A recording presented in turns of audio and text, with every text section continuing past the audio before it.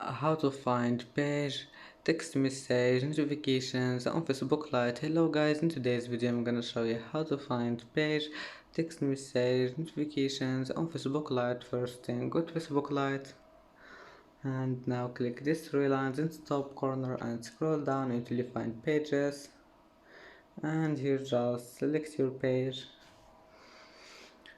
and click this settings icon in the top corner, and then click this one, notifications, and then click text message, and you will find it here on off, and all you need to do is just click on, and you can turn it on, and that's it.